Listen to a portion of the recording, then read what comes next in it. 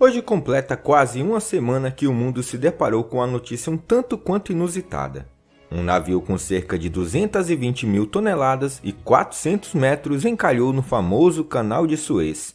Dessa forma, o barco, que é maior que a Torre Eiffel, está interrompendo o fluxo da principal rota de comércio entre a Ásia e a Europa. Nesse momento, inúmeras equipes tentam desencalhar o navio do canal. O problema é que, enquanto isso, vários barcos esperam pela liberação em ambos os lados da rota, que liga o Mar Vermelho ao Mar Mediterrâneo. Rota imprescindível para a navegação mundial desde que o canal foi construído no século XIX. Diante disso, uma dúvida paira no ar: como foi que surgiu o Canal de Suez?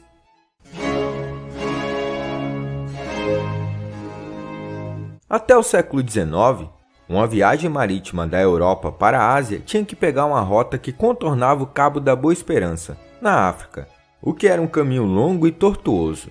Mas um dia alguém pensou: vejam, tem uma passagem estreita aqui no Egito que dá para chegar nas águas do Oriente Médio, e assim chegar até a Ásia. E se a gente construísse um canal?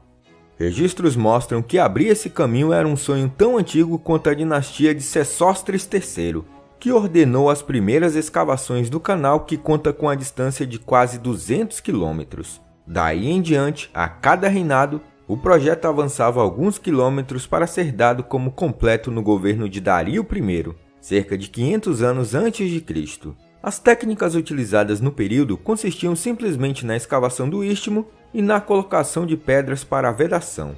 Em pelo menos duas ocasiões, primeiro no ciclo de Trajano e depois no do Califa Omar, as areias do deserto trataram de impor a lei natural e fechar o que era uma precária via de navegação fluvial. Os planos para a construção de um canal entre o Mar Mediterrâneo e o Mar Vermelho continuaram. Os otomanos planejavam isso desde o século XVI. Engenheiros franceses também foram ao Egito junto com as tropas de Napoleão Bonaparte, em 1798, e realizaram estudos. Porém, chegaram à conclusão de que o projeto não era viável. Mas tudo mudaria durante o século XIX, quando a nova potência demonstrou interesse em construir uma passagem fluvial. O Egito, no século XIX, era a porta de entrada do Império Britânico na Ásia. Sua importância foi tanta que nas guerras napoleônicas, Napoleão Bonaparte entendeu que conquistar o Egito iria alijar a Inglaterra da Índia, e assim levou uma tropa para combater os ingleses no Egito, que na época era uma província do Império Otomano. Os planos de Napoleão deram muito errado. Os britânicos se juntaram com os otomanos e expulsaram os franceses. Mas uma lição foi aprendida pelos britânicos. O Egito era sua passagem para a Ásia e deveria ser protegido. A presença britânica aumentou consideravelmente na região. Enquanto isso, o Egito passou por um período de guerra civil, e quem se saiu vitorioso foi um general chamado Muhammad Ali, que inaugurou uma dinastia que durou de 1805 até 1953. Os monarcas dessa dinastia às vezes são vistos como modernizadores, porém, no fundo eles abriram as portas para a presença europeia no Egito. Naquela época, o Egito tinha a oferecer, além da passagem para o Oriente Médio, muitos polos de algodão, que abasteciam as fábricas britânicas. Dessa forma, o Egito ficou independente do Império Otomano e cada vez mais dependente do Império Britânico. O Canal de Suez, como conhecemos, começou a sair do papel quando Muhammad Said assumiu o trono. Said teve uma educação francesa e era apaixonado pela França. Entendia que para quebrar a dependência do algodão e dos ingleses, o próximo passo era uma aliança com os franceses e um investimento massivo para estimular a indústria e o comércio do país. Ele retomou a ideia de engenheiros franceses lá da época de Napoleão e de criar um canal ligando o Nilo ao Mar Vermelho. Isso aliviaria a pressão britânica e, ao mesmo tempo, estimularia os fazendeiros enriquecidos pelo algodão a investirem seu capital em indústrias locais. Em 30 de novembro de 1854, Said assinou uma concessão de 99 anos, autorizando o diplomata francês Ferdinand de Lesseps, seu ex-professor de hipismo, a cavar o canal no Istmo de Suez. No ano seguinte, o francês funda a Companhia de Suez. Apoiado por Napoleão III e pela Imperatriz Eugênia, ele consegue captar por assinatura mais da metade do capital necessário. Nessa companhia, encarregada da construção e da administração do canal, Said e a família real egípcia detinham 44% do capital. Assim, Em 1859, a companhia começou seus trabalhos, com altas expectativas de lucros. Os britânicos não gostaram nada disso, pois seus navios iriam sofrer com tributações e eles iriam perder o controle sobre a navegação pelo Cabo da Boa Esperança, e deixando obsoleta a rota terrestre de Istambul, que os britânicos controlavam em parceria com os otomanos. Sob o protesto dos britânicos, a construção iniciou. Para se ter uma ideia do que era a construção naqueles tempos, vale lembrar que nem carrinho de mão os trabalhadores conheciam.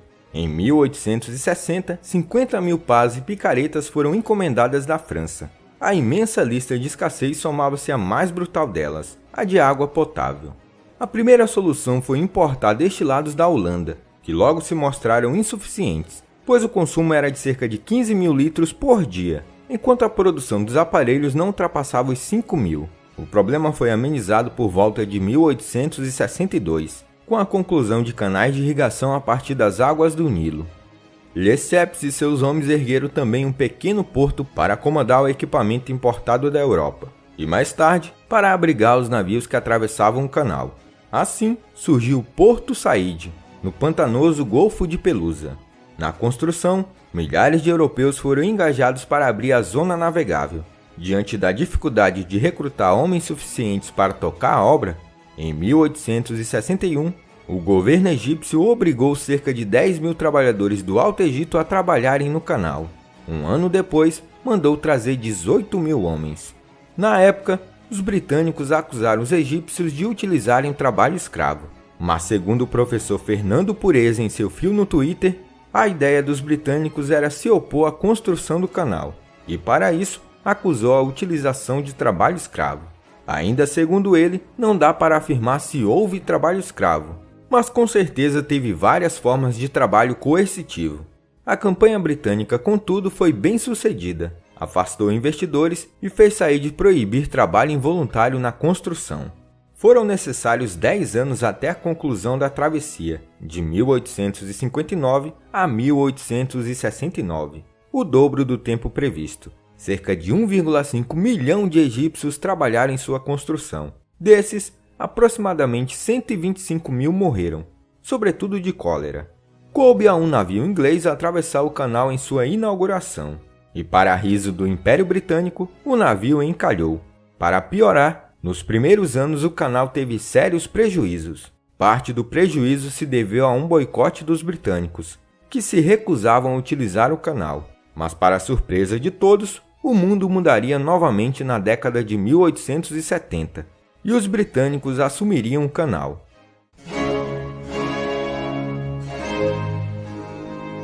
Egito e França eram os proprietários da obra, mas a sorte mudou para o lado dos britânicos quando, em 1875, o Egito declarou que não tinha condições de arcar com sua dívida e vendeu sua parte aos súditos da Rainha Vitória. Com a aquisição, o Reino Unido garantiu sua rota para as Índias e as tropas britânicas instalaram-se às margens do canal para protegê-lo em 1882.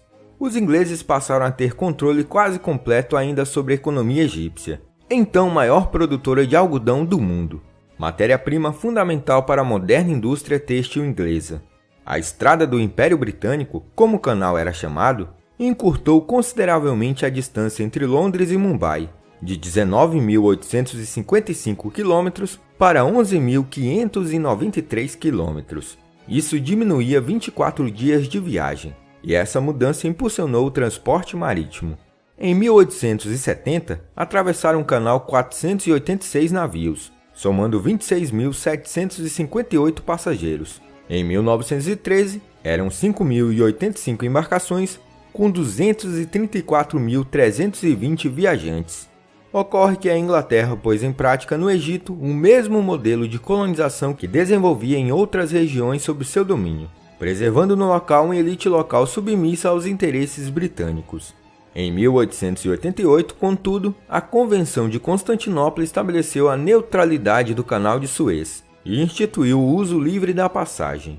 Com o início da Primeira Guerra Mundial, o Egito vislumbrou novas oportunidades de mudanças, apostando que, encerrando o confronto, as tropas britânicas deixariam o país. Mas não foi o que aconteceu.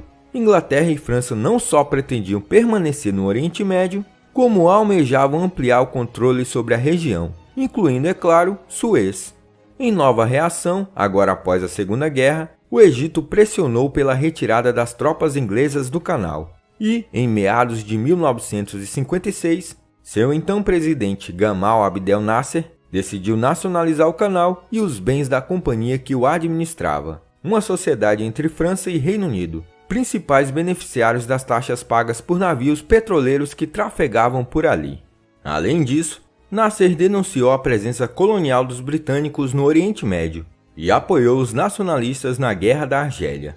Em resposta, o Reino Unido e França, com participação de Israel, se lançaram numa ação militar, a Operação Mosqueteiro, em 29 de outubro de 1956.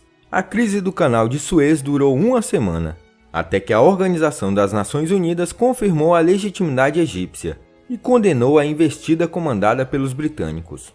Em 1967, estourou a Guerra dos 6 Dias, e o canal ficou fechado até 1975, quando, por ocasião da Guerra de Yom Kippur, também conhecida como Guerra Árabe-Israelense, a passagem foi recuperada e as fortificações israelenses destruídas.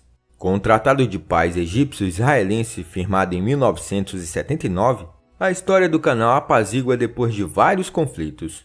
O canal passa a crescer e se modernizar progressivamente. Em agosto de 2015, o presidente Al-Sisi inaugura uma ampliação que permitirá duplicar o tráfego em 2023, o que se torna essencial diante da situação atual, já que o navio gigantesco encalhou no canal no dia 23 de março.